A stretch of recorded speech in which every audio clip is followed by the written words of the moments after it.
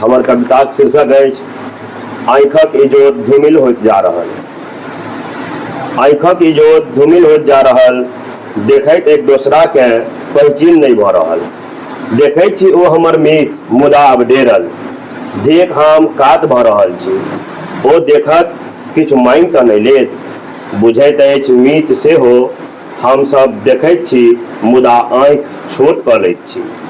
मीत हमरा देखलक मुदा हम मीत के नहीं देखलहुँ, से ओ बुझि रहल हेतैक, परंच देख दुनू रहल छी।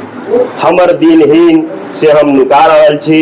मीत देख कऽ नहीं देखबाक नाटक कऽ रहल अछि, मुदा देह एक अछि, स्वरूप दू। मीत देखैत अछि आँखिसँ, हम देखैत छी आत्मा दृष्टिसँ। होइत छी मोन, देखैत छी लाचारी, नग्न आँखिसँ किछु, आत्मदृष्टिसँ किछु। नग्न आँखिक दृष्टिक मोह माया संताप आ आत्मदृष्टिसँ एहि सबसँ नीक सब अंत होइत अछि। नग्न आँखिक इजोत कम होयबाकसँ नहीं देखाइत अछि किछु ने किछु। बाहरक सोचाइत अछि आब बाँचल अछि हम आ हमर आत्मदृष्टिक बोध। होइत अछि एक देह आ दू स्वरूपक बोध। आब देखैत छी आत्मदृष्टिसँ आ फरिच होइत अछि धूमिल आँखिसँ। धन्यवाद।